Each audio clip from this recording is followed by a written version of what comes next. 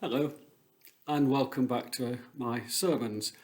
I've been away on long leave for the last 10 weeks, and it's nice to be back with you.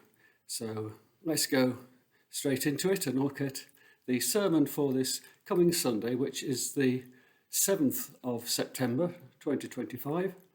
That will be the 23rd in Ordinary Time. I'm using the second set of readings, which are Isaiah 43, verses 14 to chapter 44, verse 5, and John's Gospel, chapter 5, verse 30 to 47.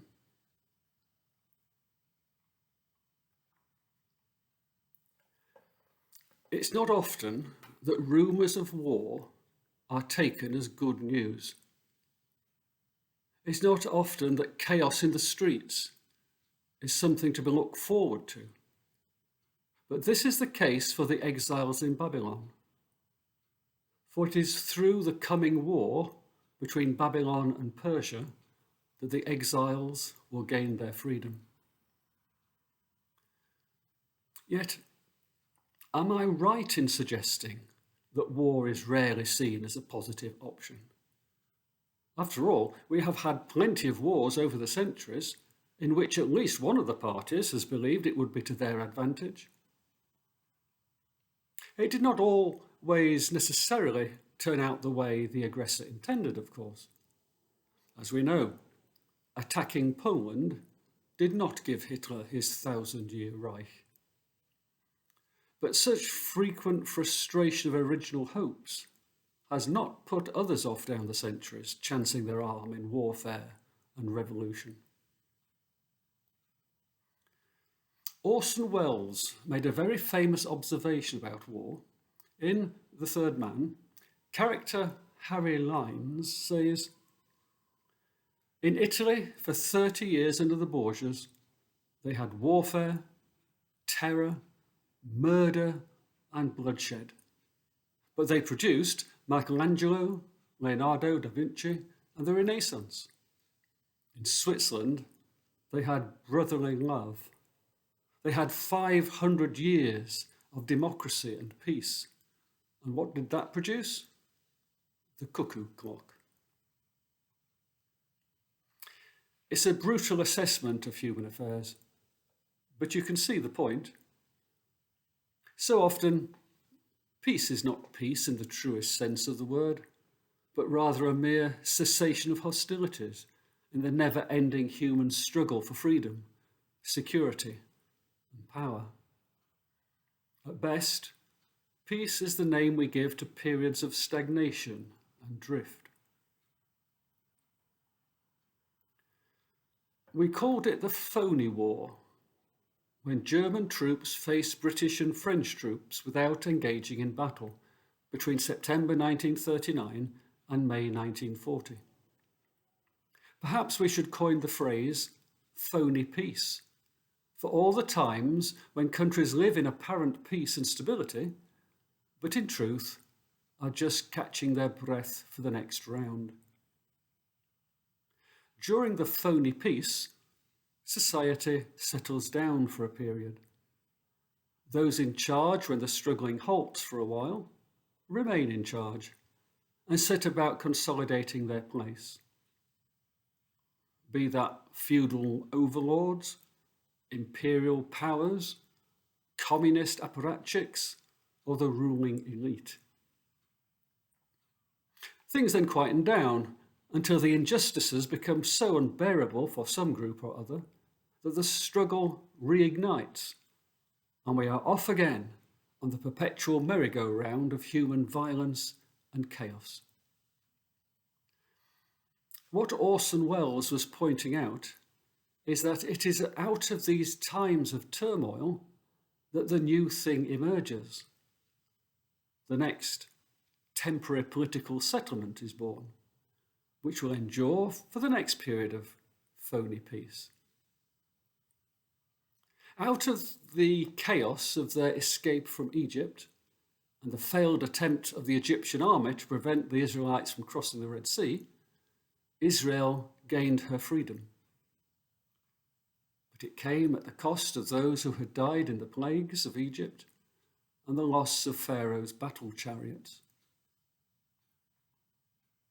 The outcome of the Persian-Babylonian War would be the release of the exiles, a minor, unforeseen side effect from the Persian perspective, truly historic and miraculous from the Israelite point of view. Our salvation came from an act of betrayal, a brutal, bureaucratic justice system, and power politics among Israel's ruling elite, in the face of the challenge posed by a carpenter's son from Nazareth. New things are shaken out when the system is given a hard enough knock.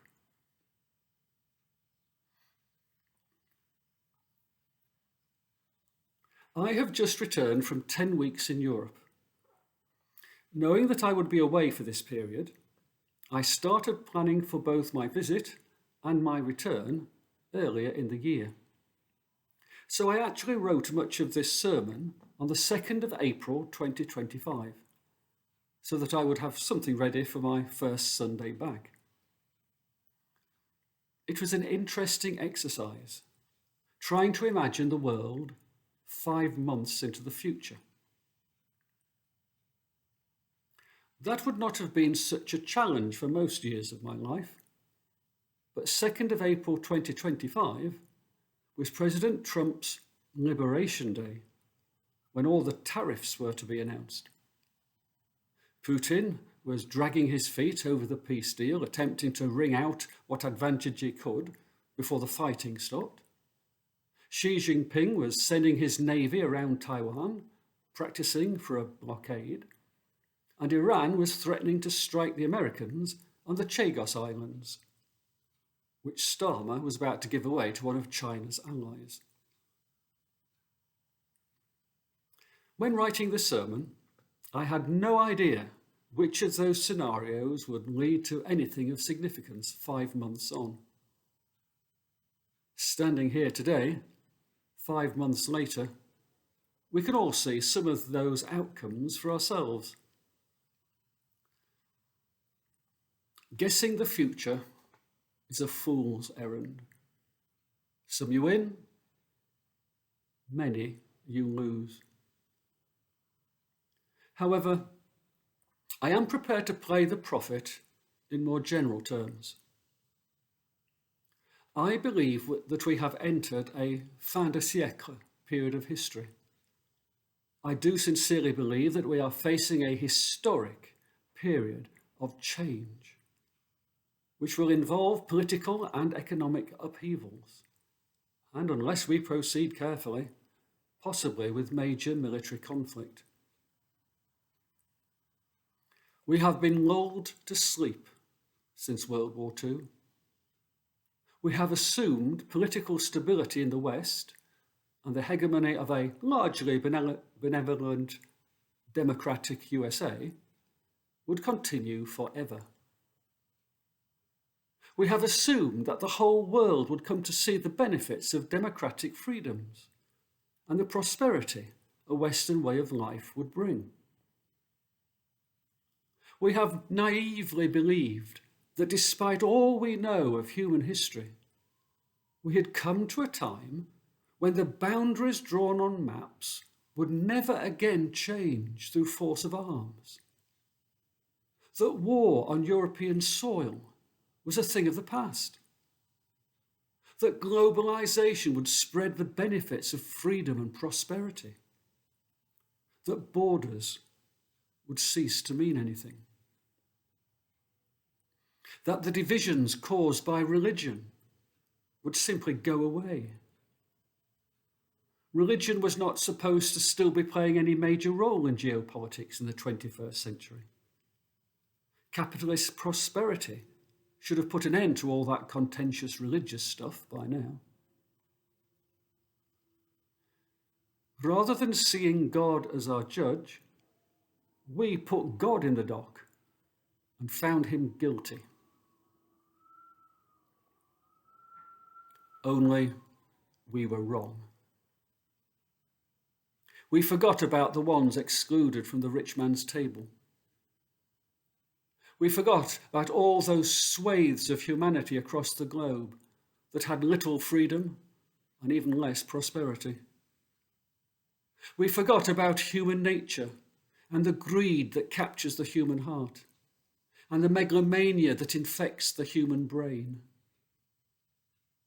We turned a blind eye to the fact that the post-World War II settlement of democratic liberal democracy and welfarism was gradually dying before our eyes, leaving increasing numbers languishing on the sidelines, paid enough to keep them off the streets, but not enough to give them real hope. Whilst the state ran up mountainous debt for future generations to pay off. Generations which now might not be there. We have despaired over the sheer numbers trying to reach our apparently well-stocked larder from the global south, hungry for a better chance in life, even if that meant risking it on a rickety old boat to Australia, or rubber dinghy in the English Channel, or climbing over a Mexican wall. We have continued to vote for parties that failed to fix it last time, in the hope that Einstein got it wrong, and repeating the same thing hoping for a different outcome isn't crazy after all. Meanwhile, increasing numbers around the world are despairing of life. Young people cannot afford to get the education they need to pursue a meaningful career. We need doctors and nurses around the world, but only the wealthiest can contemplate running up such huge debts in their training, risking everything against the possibility of not being good enough to reach the next rung and being left with only their debt. The streets of Shanghai are emptying as young people lie flat and stay at home, resigned to a lack of freedom and opportunity, and babies that would have been born remain unborn. In the US, they call them the incels, disaffected young men raging about life on the internet. In the UK, they call them NEETs, not in education, employment, or training. In New Zealand, we tell our young people to stop eating avocado on toast and buy themselves a $2 million house instead. Life as we currently organise it does not work for increasing numbers of people, either across the world, or within our own Western democracies, or within our own families. The wheel of history will turn again, and soon. Let us hope only a few will be crushed underneath it as it does. So, what did I find on my recent 10-week jaunt to Britain and France? Well, I found a curious mixture of 1914 and 1938 all over again. As in 1914, everybody feels something big is about to happen, but nobody is sure what or when. Life, therefore, continues as if nothing is looming over the horizon. People are still eating strawberries at Wimbledon, if they can get a mortgage, and queuing for fish and chips at the seaside. And chic French women are still bathing topless on the Mediterranean beaches. And French waiters are still serving exquisite food, only to fewer and fewer diners. Just like Kaiser Wilhelm went on holiday in the summer of 1914, life appears to carry on in its usual way. But underneath all that, we are well into 1938. The Europeans are rapidly rearming. Britain has ordered a fleet of attack submarines. Germany is considering reintroducing conscription. Norway has only just this weekend placed an order for 5 new frigates. And America has once again retreated into isolationism and an America First mentality. And the West is about to do to Ukraine what they did to Czechoslovakia in 1938. Again, to buy time. Only this time, it's much worse than 1938, because the Western nations are collapsing from within. Many are on the verge of bankruptcy. France and Britain may be in need of an IMF support loan in the next couple of years. Flags designed to unify a nation are being used to express the pent-up anger of economic decline and uncontrolled mass migration. Many Western electorates have lost all confidence in their governments and looking for radical solutions. No one even knows whose side America is on anymore. And there is no Winston Churchill in Europe to rally the people in the face of the gathering storm. You may be asking yourself what the church is doing about all this. Sadly, the church is all but useless. The church has been eviscerated by secularism and the sex scandals and is barely holding on in many places. It is too weak and compromised to gain much of a hearing, even when it chooses to say something prophetic or inspiring, which is rare these days. I dare say many of you will be disappointed by this sermon today. If long leave is intended to refresh and renew weary ministers, and you get back such a misery guts as me, you may think twice before releasing your next minister on such a jaunt. Now don't worry, not all my sermons are going to be as gloomy as this one. But even today, I do actually have some good news. And that good news is that Jesus is still the Prince of Peace. By peace, I am not speaking of the phony peace we call peace. The peace Jesus offers is something personal, an interior state of mind and spirit that brings a peace with oneself, with the world, and with God, even in the midst of chaos, war, and turmoil.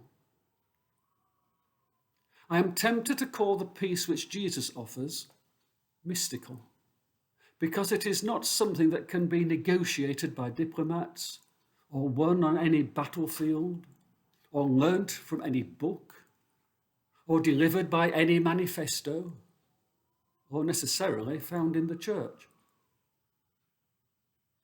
Such may pass for peace in worldly terms, but the peace Jesus brings can only be accessed through the mystery of faith and the inner experience of the Holy Spirit. Such peace passes human understanding, but it is just as real and just as present, even in the midst of the sharpest human travail. It is only the peace that Jesus offers to the world that will comfort us as the wheel of history grinds forward to the next temporary stop on mankind's long march to paradise. Amen.